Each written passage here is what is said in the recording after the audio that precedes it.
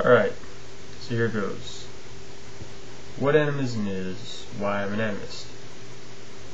Now, if you go back to the root of human history, well, first you have to understand what animism is. Animism is the belief that everything in the natural world is spiritual. Everything is sacred and governed by spirits. Not gods, that's paganism. Spirits. There's a difference between the two. A god is something you worship. A spirit is something that you can't see. Now, a lot of people are confused by what spirit means, and that's where the real problem with animism lies. Animism comes from the Latin word anima, which is where we get the word in English animate, animation, animated, you know. It's basically what the soul is. Anima translates into spirit, breath, soul. There's a lot of, just about any culture you come across, besides industrial cultures of course, has some word similar to anima, like Soera in Comanche Indians, Chi in Chinese, Kai in Japanese, so on and so on. They all reference something to the effect of a soul, a spirit, breath. And the reason why breath is tied into spirit is because of the way they view the spirit. See, in the West we have this weird concept where we see the soul as somehow detached from our actual bodies, and the only role of the soul is so that whenever you die, the soul leaves. That's the only thing that it does, is the soul, you're here, then you die, and the soul goes away. And we don't know what happens whenever it goes. We just know that it can go one place or another. And we believe that only humans have these souls. Because the part in Genesis where Jehovah gave Adam the breath of life and a soul, he was giving him it's the same definition as any other culture. He's giving him the breath of life and a soul. So we believe that only humans have a soul because of this. But from an atheist perspective, or from an animist perspective, that's ridiculous, because we're no different than the natural world. We're made up of the natural world. There's nothing special about humans. There's no, elements in the human specifically that separates us from everything else that gives us a soul. You break us down to the most basic level, genetically, biologically, elementally, chemically, whatever you want to go. The only thing that separates us from animals, we have a slightly more complex brain and an opposable thumb. That's it. Nothing else. We're just an animal. We are just a part of the natural world, the world we live in.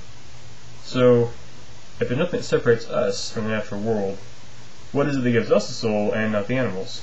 What is it that gives us a soul and not the rocks that we came from? What is it that gives us a soul and not the sun who animates us, And this is something that both atheists and animists believe in, is that there's nothing special about humans.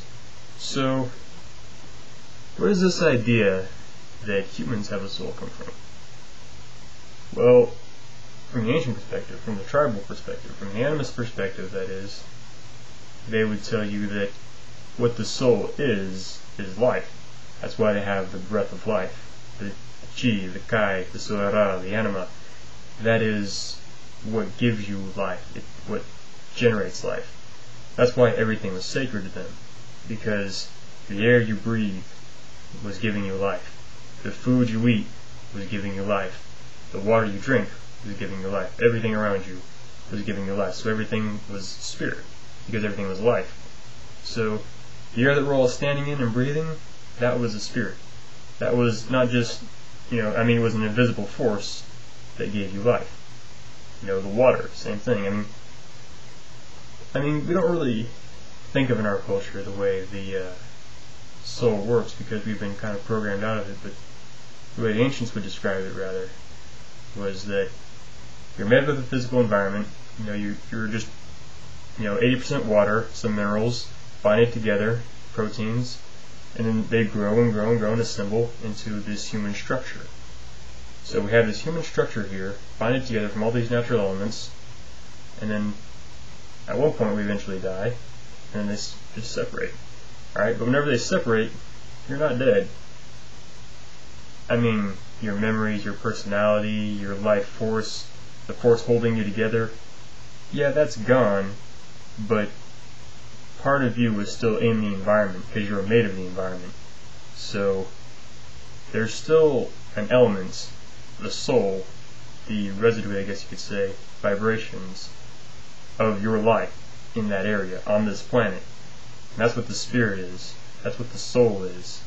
That's what the animists believe in. That everything around you is a soul, is a spirit, is alive. No matter what, anything natural, that is.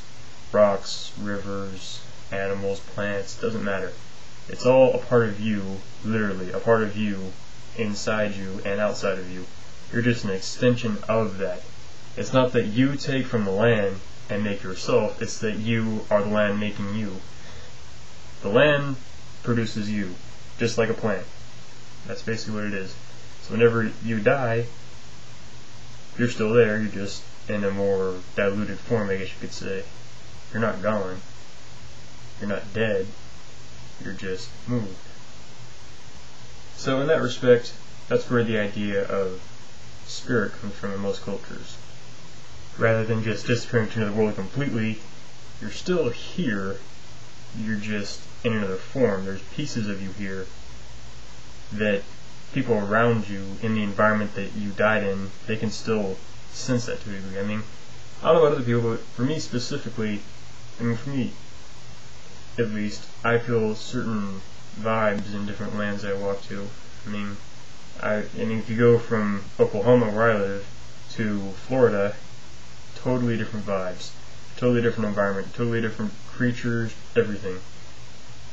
And it's not that far away. It's not like on the other side of the world, it's just further down south, further to the east. But it's totally different than here. You go west over to, the deserts, not a whole, the environment's not a whole lot different than here, but there's a different vibe, a different culture, a different people, a different language, a different air, a different land, everything. Even the color of the ground is different, and you feel different. I feel different there, because the spirit there is different, and that's the root of animism. It's not, some kind of voodoo, hocus pocus, magic kind of thing like people make it out to be. They see documentaries of tribal people in Brazil and think that, that's what animism is. They think that it's these witch doctors who speak in some, whenever they speak, they talk in symbols. Whenever they talk about religious things, they're talking in symbols of their environment. Very, very old traditions, environment, and worldview that they have. So they use symbols to simplify things to their people, which they would understand. Or if it's said to someone who speaks English, who translates it and sends it here, we get a very skewed form of what it is they're talking about. We don't understand what things like spirit mean. We don't understand what things, what their symbols and what their animals represent to them. We just get a piece of it, and then we make judgments on it. And this, I believe, is what's wrong with most people's interpretation of animism today, is that they think that it represents something more than, it does depend on the culture. Some cultures do take it to a very high extent. They do take it to a very religious extent even. But just as many are very secular. They're very scientific. And some of them just don't care. Some of them aren't spiritual at all. Some of them, they just live their life. They don't really look at the world as religious. And the only real difference between an animist and an atheist is that an animist sees the world as spiritual and alive. They see the world as a miracle, as magic, as, animated, I guess. Well, the atheist sees it as a robot, just moving gears and physical laws. They see no miracle, they see no life, they see no special quality to this world. To each his own. I'm not judging, just saying. That's the main difference. So.